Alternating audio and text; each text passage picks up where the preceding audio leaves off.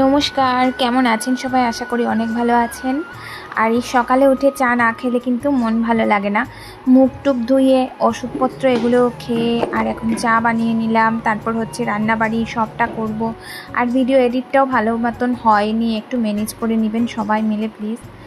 আর হচ্ছে যে এখন আমার প্রচুর অসুবিধে হচ্ছে, আমার কোমরে এত বেশি যন্ত্রণা হচ্ছে যার জন্য ভিডিও শ্যুট কীভাবে করব এটা ভাবতে ভাবতে কিন্তু আজকের এই ভিডিওটা আপলোড দিলাম। মাই চ্যানেল, সবাই কেমন আছেন? আশা করি সবাই অনেক ভালো আছেন। আজকে একটা নতুন ভিডিও আপনাদের আপনাদের সবাইকে সাথে নিয়ে একটা নতুন ভিডিও স্টার্ট করছি।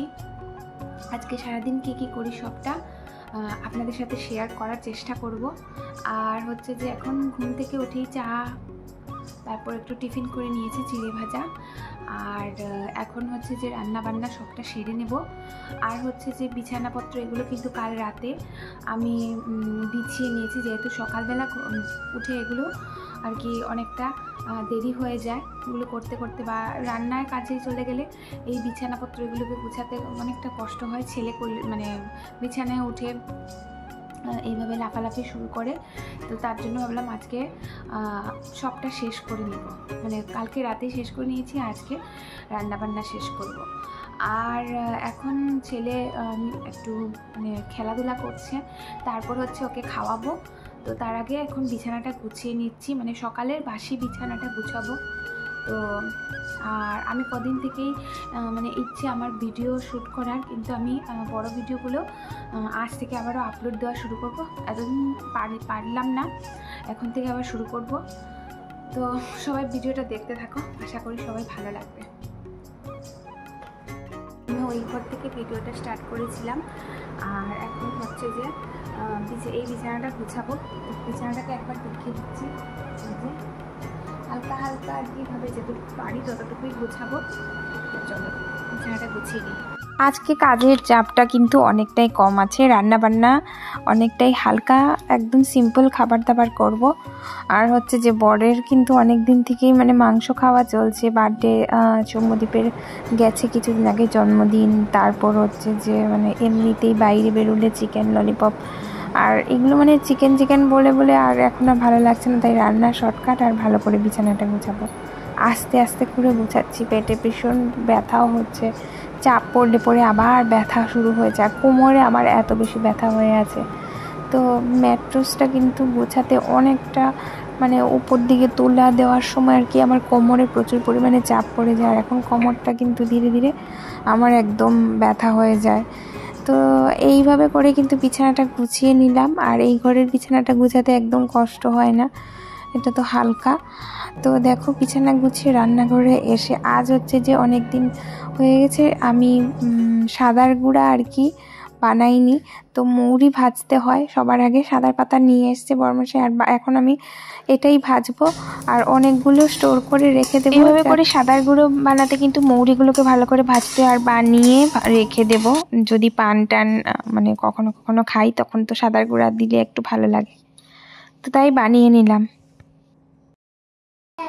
তো এই যে এখন হচ্ছে সৌম্যদীপের ভাত খাওয়া হয়েছে, আর এখন ও চান করে নিয়েছে। আর দেখো কত সুন্দর খেলাধুলা করছে এখানটায়। তো ওকে খাওয়ানোটা তোমাদের সাথে শেয়ার করতে পারলাম না, ওকে খাওয়ানোটা প্রচুর পরিমাণে ও আর কি এ ঘর দৌড়াদৌড়ি করে, আর এগুলো আর কি একসঙ্গে ওকে খাওয়াবো না, ক্যামেরাটা ধরবো, তার জন্য খাওয়ানোটা পারলাম না দেখাতে। এই একটু আগেই ওর খাওয়ানোটা কমপ্লিট করে ওকে চান করিয়ে ওকে তেল গায়ে দিয়ে, সর্ষের তেলই ওকে দিয়ে দিই। তা এখন আমি ঘরটা একটু ঝাড় দিয়ে দিচ্ছি, ও আর কি খাওয়ার পরে ঘরটা একটু ভালো করে ঝাড় দিয়ে দিই। তো সকাল এগুলো মুছে নিয়েছি রান্নাঘরের, ও খাওয়ার পরে পুরো ভরিয়ে রেখে দেয়। আর এখন হচ্ছে যে রান্নাটা তোমাদের সাথে শেয়ার করব, তারপর আমি ওকে দেখে ওকে ঘুম পাড়িয়ে তারপর চান করতে যাব। তো চলো তোমাদেরকে কী রান্না করেছি আজকে দেখাই। কিছুই করিনি এখন অবধি, ডাল আর ভাত যা আছে, আর এখানটা ডাল আছে, আর হচ্ছে এখানে ভাত তরকারি আছে। আর ফ্রিজে কি আছে দেখো, সৌম্যদীপের বার্থডের কেকটাও এখনও রয়ে গেছে, আচার আছে, এগুলো গোছানো নেই এখনও, দইও আছে।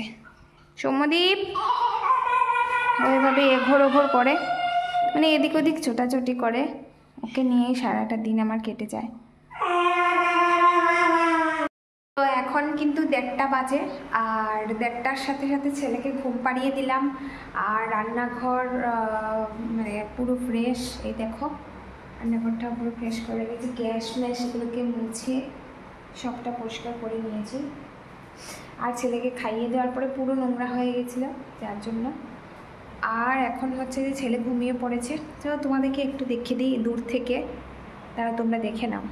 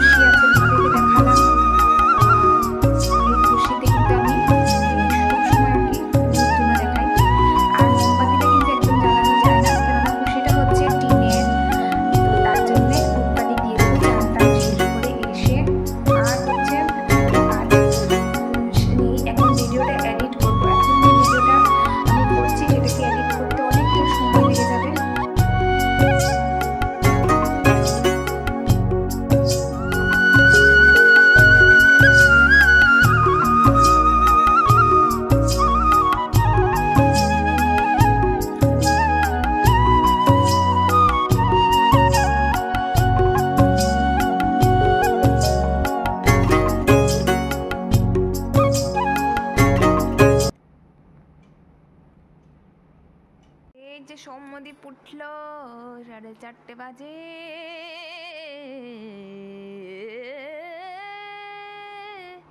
সৌম্যদীপ ভাত খাবে। সৌম্যদীপকে মানে বিকেলবেলা আজকে একটু বাইরে বেরোতে নিয়ে না গেলে একদম ওর শান্তি দিচ্ছিল না, তার জন্য এই যে ওর পাপা ওকে বাইরে নিয়ে গেল। আর আমি এই ফাঁকে ঘরটা ঝাড় দিয়ে দিলাম ভালো করে। তো ঘরটা ঝাড় দিই, অনেকবারই ঝাড় দিই। এখন কিন্তু ঘরে খুব একটা নোংরা নেই, তারপরেও ভাবলাম যে আর পরে ঝাড় দেবো না, সন্ধে হয়ে যাবে, ছেলেকে খাওয়াতে খাওয়াতে একদম মানে পুরো দিন চলে যাবে। এদিকে কাঁঠাল বিচিগুলোকে ভাজি করব। তো পরে কিন্তু আমি কাঁঠাল বিচি অনেকগুলো কেটেছি, বিচি কেটে তারপর ভাজাও করেছি। আর আজকে যেন বাড়ি থেকে মা ভাইকে মানে ব্যাগ অনেক কিছু দিয়ে পাঠিয়েছে, আর ও নিয়ে এসছে কাঁঠাল, তারপরে নিয়ে এসছে লেবু। কাঁঠালগুলো কিন্তু মা বের করে দিয়েছে, মানে কোষাগুলো। তো আমার কদিন থেকে ভীষণ কাঁঠাল খেতে মানে এত বেশি ভালো লাগছে, যার জন্য কাঁঠাল পাঠিয়েছে, তরকারি পাঠিয়েছে, মাছের তরকারি, সবটা নিয়ে এসছে আজ ভাই। তো এটাও তোমাদের সাথে শেয়ার করব, এটা হচ্ছে ভিডিওর লাস্টে তোমরা দেখতে পারবে। আর এখন হচ্ছে সৌম্যদীপ চলে আসছে, আর এই যে ভাই নিয়ে এসছে। তো একে একে যে মাছের তরকারি আছে, 3 পিস মাছ দিয়ে, একটা আলু দিয়ে, ঝিঙে দিয়ে একটা তরকারি, আলু যে আমাদের গাছে লেবু ছিল, লেবু শেষ হয়ে গেছে, এখন আর এই কটাই দেবো। তো দেখো আজকের ভিডিওটা এখানেই শেষ করলাম। ভালো লাগলে লাইক, কমেন্ট, শেয়ার, সাবস্ক্রাইব।